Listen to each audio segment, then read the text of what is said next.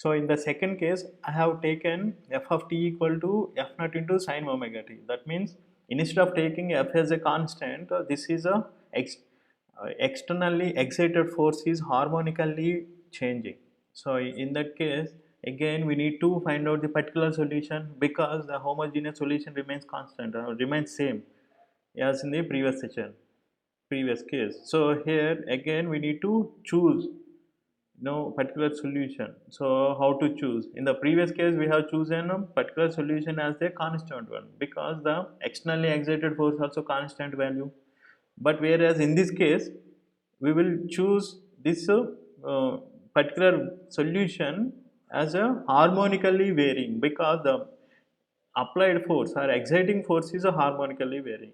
So here what we need to do is omega t plus phi. Why phi?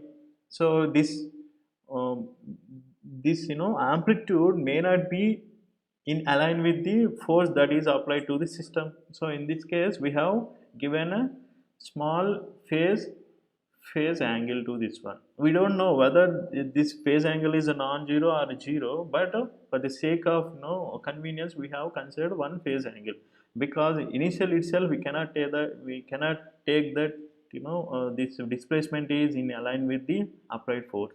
So this is the equation, and if you can recollect the our formula, first formula or differential equation, then this equation should satisfy, the solution should satisfy the differential equation.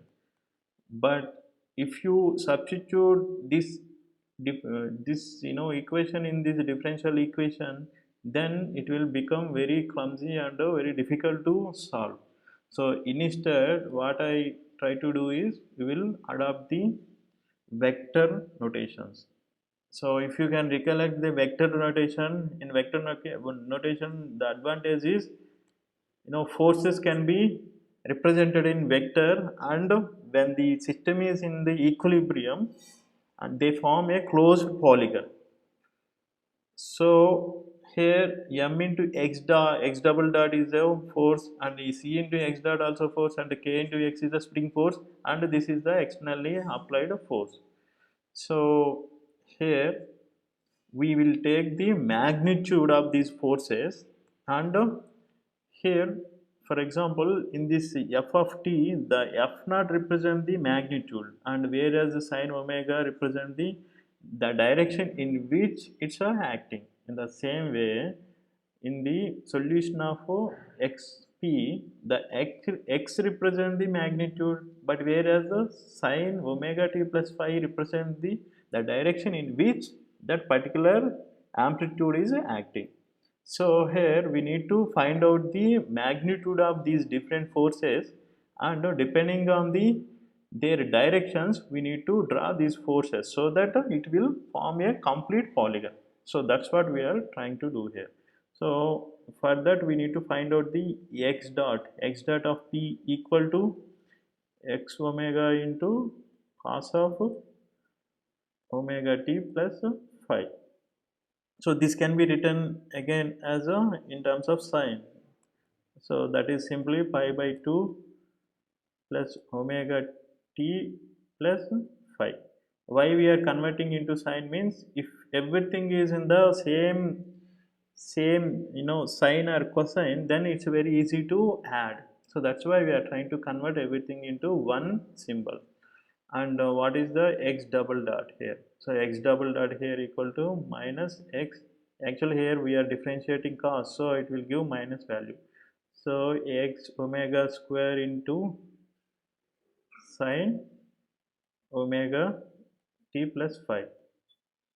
So what is the m into x double dot? The magnitude of m into x double dot equal to, here we are writing magnitude of m into x double dot equal to minus x omega square, and magnitude of c into x dot equal to c x omega, and magnitude of k into x equal to k into x. And what is the f of t? The magnitude equal to simply f naught. So we need to draw these all forces in a vector form. So how to draw these forces in the vector form? So this is the reference point O, and we are taking these directions with respect to this axis. So first of all, I would like to draw the spring force, that is a K into X. So K into X, we have already seen, K into X is the omega t plus phi. So let's say this is the magnitude with a direction omega t plus phi. This is omega t plus phi. So this is acting in this direction. And here, what is the damping force? Damping force is a cx omega into here sine of pi by 2 plus here cx dot equal to cx omega sine of pi by 2 plus omega t plus phi. So that means this magnitude is perpendicular to the this vector. So if I draw the perpendicular, this is the magnitude. So this is a cx omega. And what is the inertia force? Actually, inertia force in the same direction of x of t, because here this one is m x double dot means it's a again sine omega t plus phi. But here we got the negative value. Negative value in the sense this is in the opposite direction of the k into x.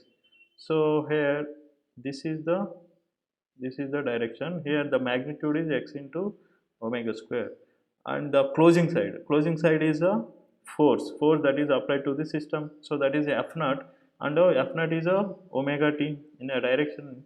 It's making an angle omega t with the reference axis. So this is omega t plus phi, and this would be the omega t.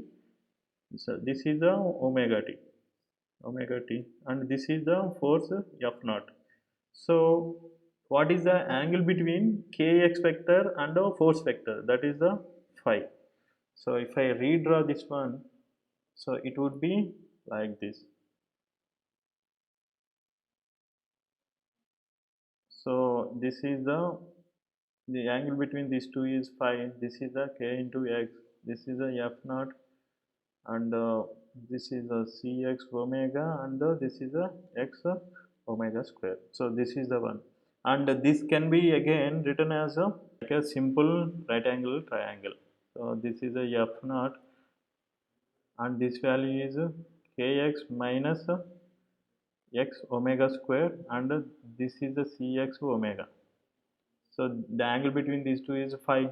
So this will become f naught equal to square equal to this one kx minus x omega square whole square plus cx omega whole square. Here what I do is I will take k into x as a common. So k square x square into 1 minus here x will be out of this term also, but here we have a m also. We forgot this one. Here we have a m.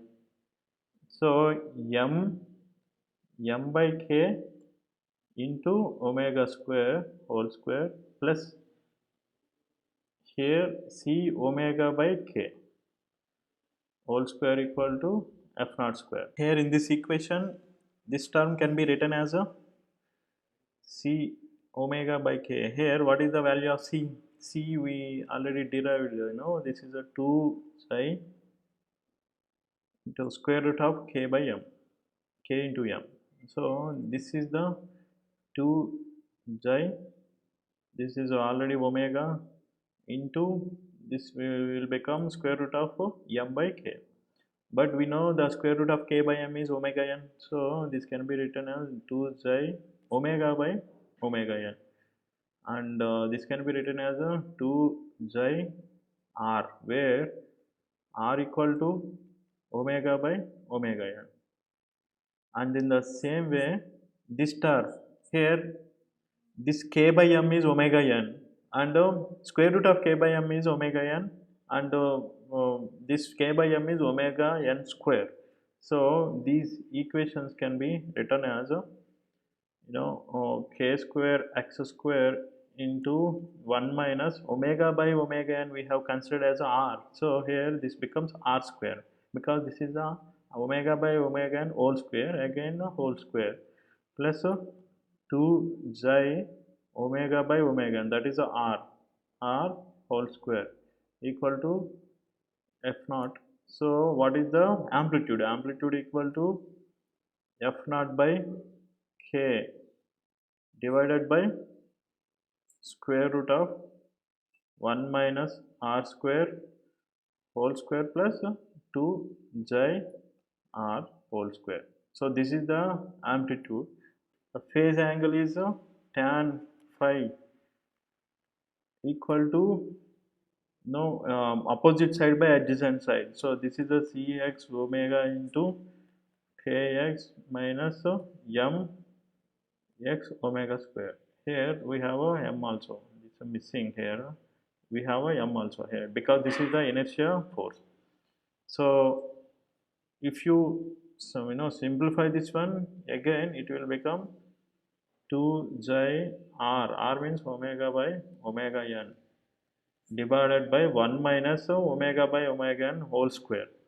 So that is a r square, 1 minus omega square. Here, this is the value. This is the amplitude for the particular solution. And what is the total solution here? Total solution equal to again the combination of a particular solution and this homogeneous solution. And if t tends to infinity, what happens? This part becoming 0 because we have a exponential term in this homogeneous solution. But whereas here in this one we don't have any exponential solution, but instead we have a harmonic solution. If you could relate what we could recollect from the this solution, what is the xp? This is a x into sine of omega t plus phi. So here as t tends to infinity, it's a keep on repeating itself like this. It keep on repeating itself like this, but it's not becoming 0. But whereas this term which is having the exponential in this one negative exponential, then it will become 0.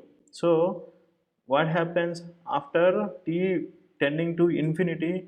The x of t or total solution is only the component of xp.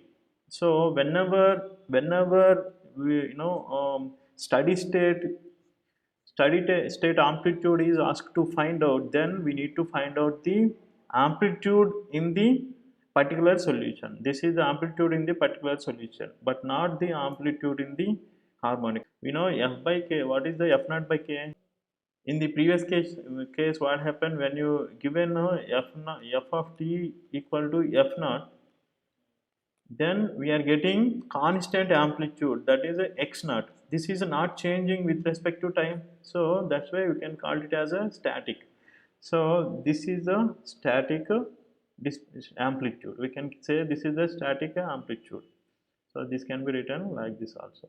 So x steady by, this is the steady state amplitude, x steady by x static equal to the 1 minus square root of 1 minus r square whole square plus 2 xi r whole square.